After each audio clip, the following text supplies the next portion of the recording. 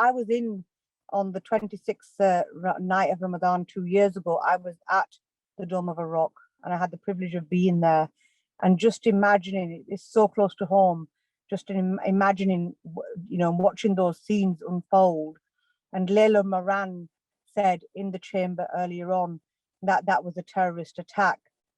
There are the British government. My questions are simply this: is why is it that now, when we have, it's like Osama said, this has been ongoing for time and time again. This didn't happen today. This isn't an incident that has just occurred now.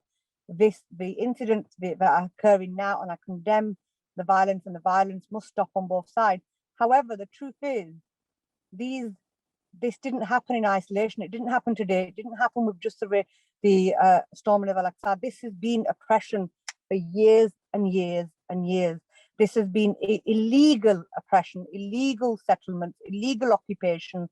And the Human Rights Watch report last month set out the evidence base suggesting and calling it apartheid.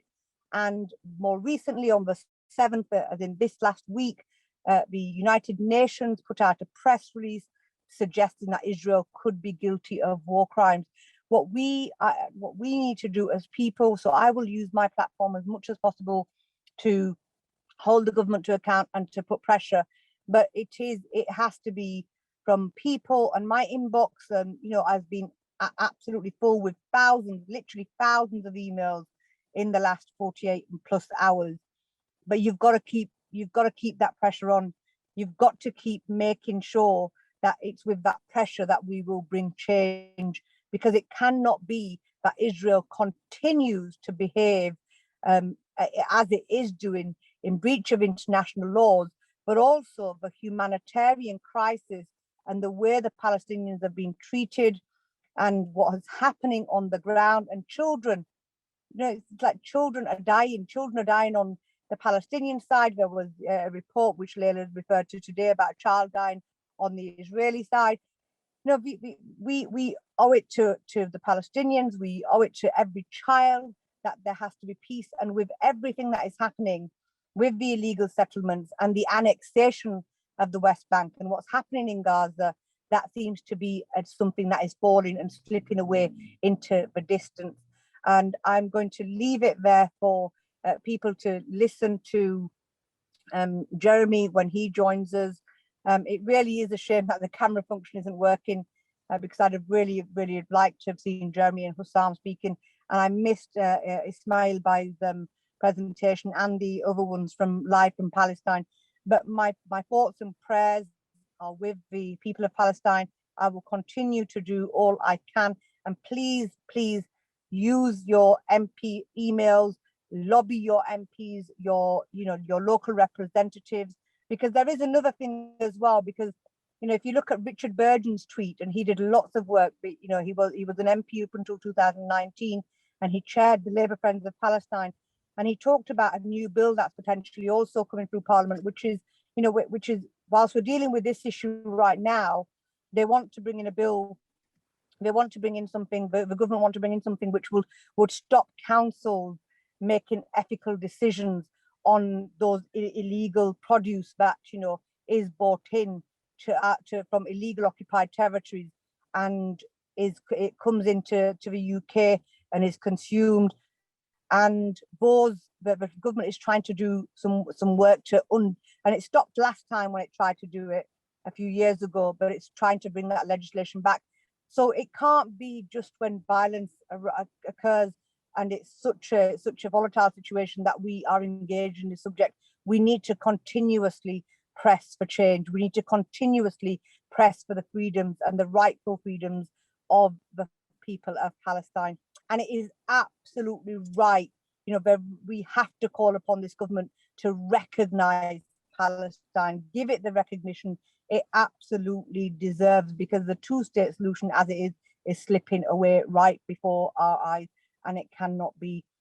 Thank you, Shadin, for arranging this. Once again, thank you for all of you who are attending this meeting this evening, this discussion. Keep your friends of Al-Aqsa, whether it's the Palestinian Solidarity Campaign, and those of you who are attending vigils, du'as. Please do stay safe, and may Allah be with the Palestinians, and may we see the end to the violence, inshallah. Naz, whilst we've still got you, I'm conscious that you're traveling, and you've stopped to take this call, but there is a question. Yeah, there is a question here, Naz, for you, which is,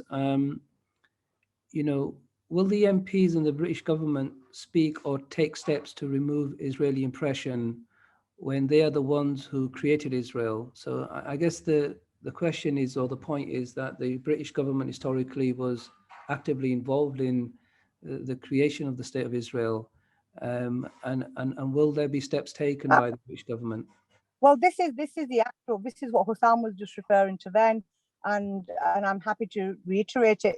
The truth is that Britain has a moral obligation, because it has created this. It played a part in creating the situation as it is. Now, if Israel doesn't abide, if Israel doesn't do what it's supposed to do and continues to, there's a few things that the government need to answer. One is whether it will vote against, veto against the what's tabled before the United Nations, because so far Britain doesn't take a position, and it needs to, show its backbone and say, well, actually, we're going to stand against the human rights violations. And the second one is, if it's not behaving like a country which adheres to international laws, then will we consider sanctions? And that is what I've said in my video message that went out earlier. I didn't get called in the chamber because only, it's a ballot, and I wasn't successful in that ballot. I know others were, and those questions have been raised. And I would also suggest to people, if you can, go to Parliament TV or BBC iPlayer on Parliament TV from this morning at 11:30, and from 11:30 till 12:30, just before Prime Minister's questions, was the actual urgent question which was raised in Parliament today. Does it go far enough? The government's response go far enough? I'd argue it needs to go further. I've got no doubt it needs to go further, but the MPs alone cannot instigate, can't make those changes. But what we have to do is ask the government to make those changes and continue to lobby the government to make those changes. And that's what's really, really important. I'm going to open this next question up to the audience, to the members here of the panel, because this is a really important question that comes up time and time again in discussions. And that is, what has been the role of the Muslim state? So the question here is, why are the Arab countries not responding or condemning the attacks to Palestine? And that question is open to any of the audience members here who would like to tackle that question. Well, I certainly, in the last debate that we had, Shad, if I can just answer it briefly from my point of view, in the last debate that we had, Israel is putting this rhetoric out. There is a norm. We've normalized relationships. You can't normalize relationships without the people that the relationship is about, without them being at the table. You can't make decisions about a people without them being engaged in those discussions. So this idea that they've normalized relationships with X country and Y country, it is not. It's a false understanding, and they can use that language all they want, but it doesn't take away the difference that it doesn't make on the ground. You can't. There's nothing without me, and that applies to the people, the Palestinian people. And that's where we also need to continue to highlight this. And this can be seen in Hansard in the debate that we last had on the annexation of Palestine, and I spoke in it at the time. So again, I would say, it is a crying shame. The silence is deafening.